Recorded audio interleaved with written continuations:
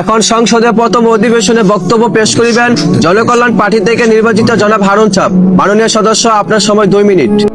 ধন্যবাদ মাননীয় স্পিকার। মাননীয় স্পিকার, আমরা এক হতভাগা বাংলাদেশি, যে দেশের প্রধান কাজ হচ্ছে চুরি, ডাকাতি, ছিনতাই এবং চাঁদাবাজি, যে কারণে বাংলাদেশে এখনো উন্নয়নের ছোঁয়া পায়নি। মাননীয় স্পিকার, আপনি জানেন নেপালের নতুন সরকার গঠিত হওয়ার পর থেকে আগামী 5 বছর কিভাবে দেশ পরিচালনা করতে হবে সে লিস্ট অলরেডি তারা তৈরি করে ফেলেছে। কিন্তু 3 মাস ধরে আমাদের দেশের কথা না চিন্তা করে, দেশের মানুষদের কথা না চিন্তা করে নিজেদের মধ্যে যুদ্ধ লেগেছে। মাননীয় স্পিকার, দেশের এই জঘন্যতম পরিস্থিতির কারণে সাধারণ জনগণ তাদের কর্ম করে তাদের সংসার চালাতে হিমশিম খাচ্ছে। মাননীয় স্পিকার, স্কুল ও মাদ্রাসায় যাওয়ার পথে কোথাও নিরাপত্তা নাই। মাননীয় স্পিকার, ধর্ষণ, অবিচার, অলিখিত প্রতিনিয়ত ঘটে যাচ্ছে। মাননীয় স্পিকার, এদেশে আমাদের এটার কোনো প্রতিবাদ নাই, কিন্তু তাদের কথা আমাদের ভাবার সময় কই।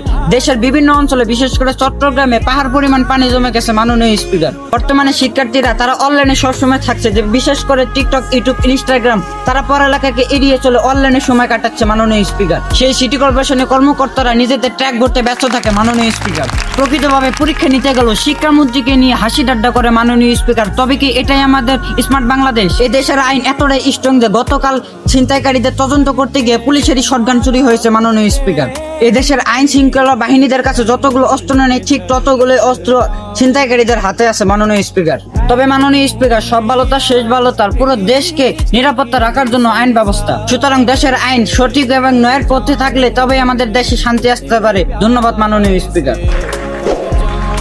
এখন সংসদের দ্বিতীয় অধিবেশনে বক্তব্য পেশ করিবেন মোহাম্মদ দুলাল। মাননীয় সদস্য, আপনার সময় 6 মিনিট।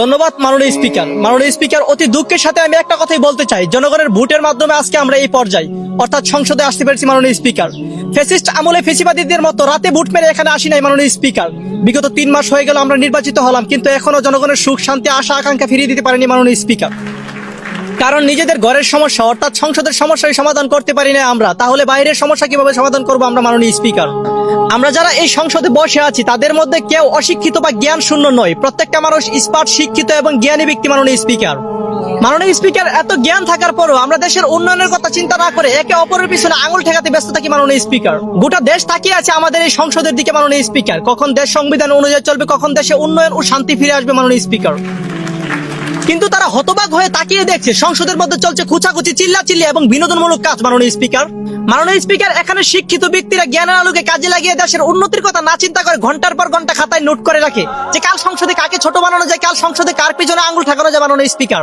দেশে তেল, গ্যাস, বিদ্যুৎ নেই, দেশব্যাপী জ্বালানির সংকট, তা নিয়ে আমি সরকারকে দোষারোপ করবো না। মাননীয় স্পিকার, কারণ চলমান যুদ্ধের পরিস্থিতিতে এমনটা হওয়া অস্বাভাবিকের কিছু নয়। মাননীয় স্পিকার, আমি সর্বশেষে একটা কথাই বলতে চাই, এদেশে দর্শন, খুন খারাপের, টেন্ডারবাজি, চাঁদাবাজি কিন্তু চলমান যুদ্ধের কারণে হচ্ছে না। মাননীয় স্পিকার, সরকারের কাছে উপরোক্ত আলোচনা উপস্থাপনা করে দেশকে সঠিক এবং সুন্দরভাবে চালানোর আহ্বান জানিয়ে এখানে আমার বক্তব্য শেষ করলাম। আসসালামু আলাইকুম।